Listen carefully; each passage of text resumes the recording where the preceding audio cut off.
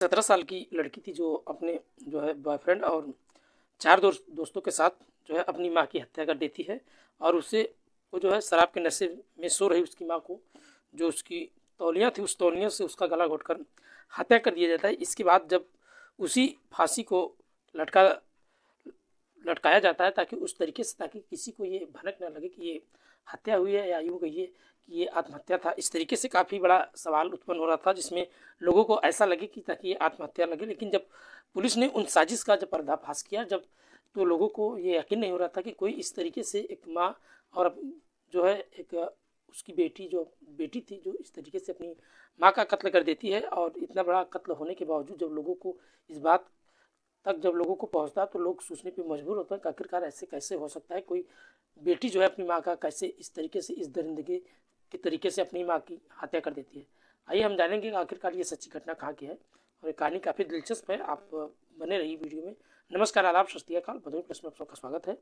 मैं आपका दोस्त अमित कुमार। जरा सर आज हम जिस कहानी की बात करने वाले हैं ये कहानी शुरू होती है बेंगलुरु के जो है उत्तरावली में, और जहाँ इसी इलाके में रिश्तों को जो है तार तार कर देने वाली जो है हत्या का एक खौफनाक वारदात सामने आती है, जिसमें 34 साल की एक महिला अपनी जो है संदिग्ध मौत के मामले में जांच कर रही पुलिस ने जो है एक यूँ कहिए कि खतरनाक साजिश का खुलासा किया जाता है और साथ ही ये गहनता से जांच की जाती है ताकि ये पता चल सके कि महिला की हत्या है या फिर आत्महत्या।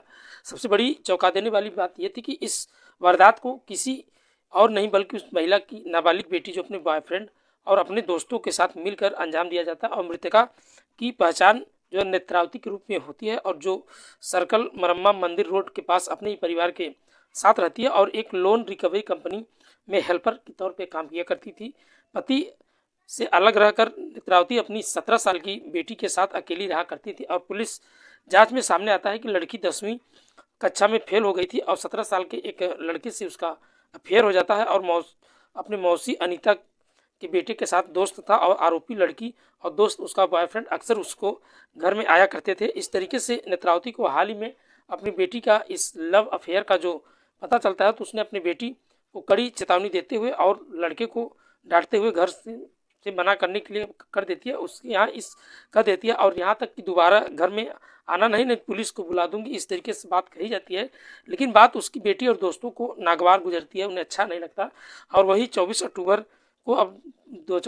2025 को अपने बॉयफ्रेंड और दोस्तों के साथ एक मॉल में मिली थी और वहीं उनसे अपनी घर में बुलाने की योजना बनाई जाती है। और उसने कहा कि अपनी माँ को शाम को वो शराब पिलाकर जल्दी ही सुला देगी। और अगले ही दिन यानी 25 अक्टूबर की रात लगभग 9 बजे लड़की अपने प्रेमी और तीनों दोस्तों के साथ घर में घुसती है। और उस ग्रुप में 13 साल की जो है इस कजिन की भी शामिल थी और जो 7वीं कक्षा में पढ़ा करती थी। नेत्रावती ने उसको भी देख लिया और नाराज़ हो गई और अपनी बेटी और बॉयफ्रेंड का मोबाइल छीन लिया और पुलिस को जब फ़ोन करके धमकी दी थी इसके बाद आरोपी ने नेत्रावती को पकड़ा और तौलिया उसको गला में घोंट दिया जाता है। और हत्या के बाद पाँचों आपस में बात कर रहे थे कि आत्महत्या दिखाने के लिए साजिश किस तरीके से रची जाए। और उन्होंने नेत्रावती के शव को कमरे में ले जाकर साड़ी से जो है एक यूँ कहिए कि सीलिंग फैन लटका दिया जाता है और लड़की ने दरवाजे को लॉक कर दिया और अपने बॉयफ्रेंड के साथ वहाँ से वो भाग निकलती है। लेकिन नेत्रावती का पार्ट और जो पिछला 5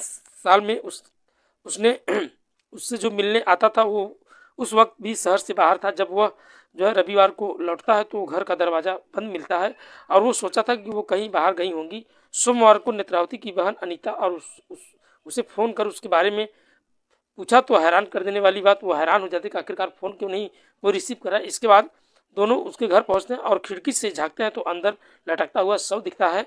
साथ ही परिजनों को पहले ही लगा था कि आत्महत्या है, लेकिन उनकी बेटी का अफेयर के बारे में जब उन्हें पता था, लेकिन लड़की ने गायब होने से जो है शक गहरे में लग जाता है। और 29 अक्टूबर को अनीता का जो है सुब्रमण्यमपुरा थाने में केस दर्ज कराया जाता है। और गुरुवार को लड़की कलंगनीपुरा में अपनी दीदी के घर पहुंचती है और उसका बर्ताव अजीब था। जब परिवार में सख्ती से उसे पूछा तो वो कबूल लेती है और अपनी माँ की हत्या और दोनों जो उसके दोस्त भी थे और ये सब जो है बताया जाता है। और उसके बाद ये सामने सच्चाई आती है, उसे हिरासत में लिया जाता है और जांच में पता चलता है कि हत्या के बाद वो प्रेमी की एक महिला दोस्त के घर में 3 दिन तक रुका हुआ था और उसने झूठ बोला था कि उसकी माँ शहर से बाहर गई हुई है। लेकिन जब ये घर वालों को शक हुआ तो उन्होंने उसको भेजा और पुलिस अधिकारी ने बताया कि नेत्रावती की बड़ी बहन का शिकायत भारतीय न्याय संहिता धारा 103 के तहत हत्या का मामला दर्ज कराया गया और 5 से 4 नाबालिग पकड़े भी गए, लेकिन 13 साल के लड़के से पूछताछ की जा रही थी।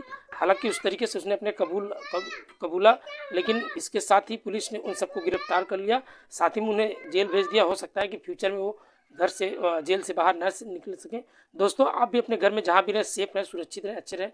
मिलते हैं नेक्स्ट वीडियो में। आज के लिए इतना, तब तक के लिए बाय बाय, गुड नाइट, जय हिंद दोस्तों।